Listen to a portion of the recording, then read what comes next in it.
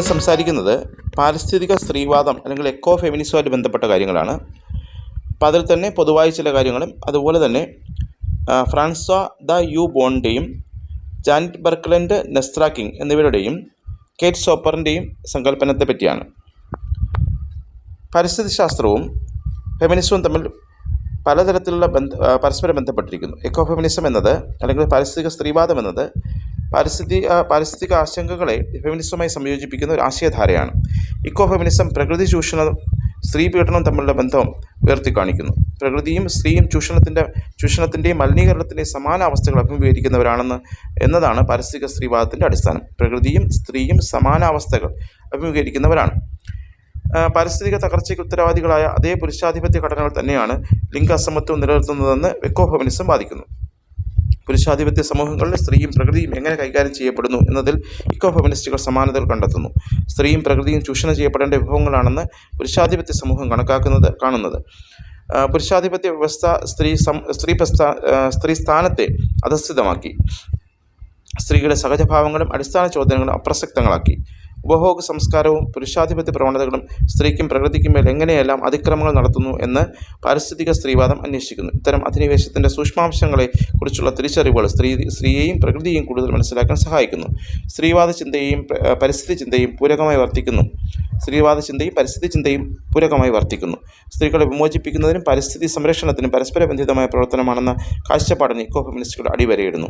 സ്ത്രീയെയും പരിസ്ഥിതിയെയും അവർ കേന്ദ്രസ്ഥാനത്തേക്ക് പ്രതിഷ്ഠിക്കുന്നു. ഉൽപ്പാദനത്തിൻ്റെയും വികസനത്തിൻ്റെയും ഉത്തമ പങ്കാളികൾ എന്ന നിലയിൽ സ്ത്രീയും പരിസ്ഥിതിയും മലിനീകരണത്തിനും ചൂഷണത്തിനും വിധേയരാണ്. പാരിസ്ഥിതിക നശീകരണത്തെ സ്ത്രീയുടെ നശീകരണമായി എക്കോ ഫെമിനിസ്റ്റുകൾ വ്യാഖ്യാനിക്കുന്നു.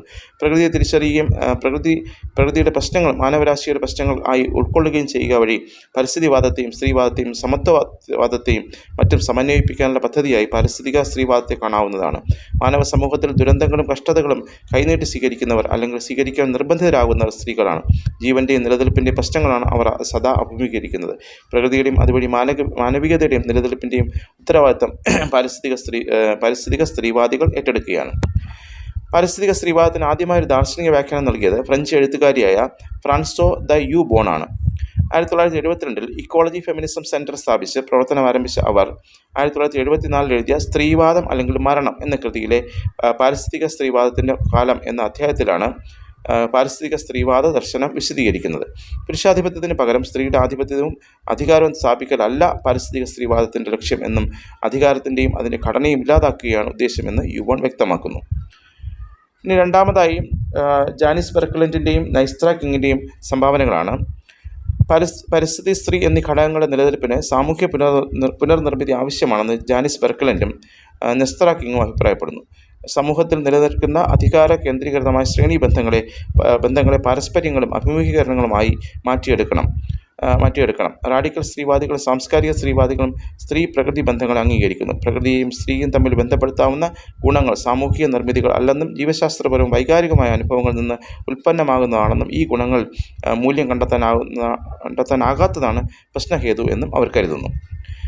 ഇനി അതുപോലെ തന്നെ പരിസ്ഥിതി നാശത്തിൻ്റെ അടിസ്ഥാന കാരണം കേന്ദ്രീകൃത മനോഭാവമാണെന്നും ഗഹന പരിസ്ഥിതിവാദം പറയുമ്പോൾ പാരിസ്ഥിതികവാദം പുരുഷ കേന്ദ്രീകൃത സ്വഭാവത്തെയാണ് പ്രതിസ്ഥാനത്ത് നിർത്തുന്നത്. സ്ത്രീ കേന്ദ്രിതമായ പരിസ്ഥിതി വീക്ഷണം പാരമ്പര്യത്തിന് ഊന്നൽ നൽകുമെന്ന് പാരിസ്ഥിതിക സ്ത്രീവാദം വിശ്വസിക്കുന്നു. ഇനി കേറ്റ് സോപ്പറിൻ്റെ നിരീക്ഷണങ്ങളാണ്. പാരിസ്ഥിതിക ഫെമിനിസവുമായി ബന്ധപ്പെട്ടുള്ള സോപ്പറിൻ്റെ ഇടപെടലുകൾ പരമ്പരാഗത സ്ത്രീവാദത്തെയും ഇക്കോ ഫെമിനിസത്തിൻ്റെ ചില രൂപങ്ങളെയും കുറിച്ചുള്ള സൂക്ഷ്മമായ വിമർശനം നൽകുന്നു. പരമ്പരാഗത പരിസ്ഥിതിവാദം പലപ്പോഴും പുരുഷ മേധാവിത്വമാണെന്നും പാരിസ്ഥിതിക പ്രശ്നങ്ങളുടെ ലിംഗപരമായ മാനങ്ങളെ അഭിസംബോധന ചെയ്യുന്നതിൽ പരാജയപ്പെട്ടതുമെന്നും അവർ ചൂണ്ടിക്കാണിക്കുന്നു. ഉദാഹരണത്തിന് പല പാരിസ്ഥിതിക പ്രസ്ഥാനങ്ങളും ചരിത്രപരമായ സ്ത്രീകളുടെ ശബ്ദങ്ങളെ പാർശ്വവൽക്കരിക്കുകയും പാരിസ്ഥിതിക തകർച്ച സ്ത്രീകളെ ആനുപാതികമായി ബാധിക്കുന്ന സ്ത്രീകളെ അവഗണിക്കുകയും ചെയ്തു. പ്രത്യേകിച്ച് വികസന രാജ്യങ്ങൾ സ്ത്രീകൾ അവരുടെ ഉപജീവനത്തിനായി പ്രകൃതി വിഭവങ്ങളെ നേരിട്ട് ആശ്രയിക്കുന്നു. ആധിപത്യം, നിയന്ത്രണം, ചൂഷണം എന്നിവയിലൂടെ പുരുഷാധിപത്യ വ്യവസ്ഥകൾ സ്ത്രീ ചൂഷണവും പരിസ്ഥിതി അധപതനവുമായി എപ്രകാരം ബന്ധപ്പെട്ടിരിക്കുന്നു എന്നതിനെക്കുറിച്ചുള്ള ഇക്കോ ഫെമിനിസ്റ്റ് നിലപാടുകൾ സോപ്പർ ചർച്ച ചെയ്യുന്നു. പരിചരണത്തിന് ഇക്കോ ഫെമിനിസ്റ്റ് ധാർമ്മികതയെ അവർ ഉയർത്തിക്കാണിക്കുന്നു. ഇത് ആളുകളോടും പരിസ്ഥിതിയുമായിട്ടുള്ള പരിപോഷണം, ബന്ധാത്മകത, ഉത്തരവാദിത്തം എന്നിവയ്ക്ക് ഊന്നൽ നൽകുന്നു. സ്വയംഭരണം, മത്സരം, നിയന്ത്രണം എന്നിവയ്ക്ക് മുൻഗണന നൽകുന്ന പ്രബലമായ പുരുഷാധിപത്യ ധാർമ്മികതയിൽ നിന്നും വ്യത്യസ്തമാണ് ഇക്കോ ഫെമിനിസ്റ്റ് ധാർമ്മികത. എന്നിരുന്നാലും പ്രകൃതിയുമായുള്ള സ്ത്രീകളുടെ അന്തർലീനമായ അടുപ്പത്തെക്കുറിച്ചുള്ള ആശയങ്ങളും അംഗീകരിക്കുന്ന ഇക്കോ ഫെമിനിസ്റ്റിൻ്റെ രൂപങ്ങളെ സോപ്പർ വിമർശിക്കുന്നു. ഫെമിനിസ്റ്റ് സിദ്ധാന്തം തകർക്കാൻ ശ്രമിക്കുന്ന ലിംഗപരമായ വാർപ്പ് മാതൃകകളെ അശ്രദ്ധമായി രൂപപ്പെടുത്തി ശക്തിപ്പെടുത്താൻ ഈ കാഴ്ചപ്പാടുകൾ കഴിയുമെന്ന് അവർ വാദിക്കുന്നു.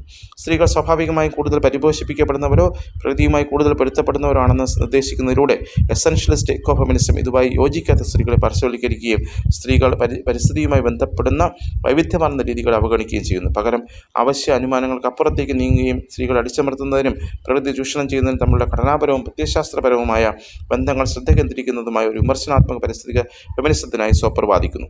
പാരിസ്ഥിതിക തകർച്ച ഒരു സ്വാഭാവിക പ്രശ്നം മാത്രമല്ല, ലിംഗഭേദത്തെ അടിസ്ഥാനമാക്കിയതുൾപ്പെടെയുള്ള സാമൂഹിക, സാമ്പത്തിക, രാഷ്ട്രീയ അസമത്വങ്ങളുമായി ആഴത്തിൽ ബന്ധപ്പെട്ടിരിക്കുന്നുവെന്ന് ഈ സമീപനം തിരിച്ചറിയുന്നു.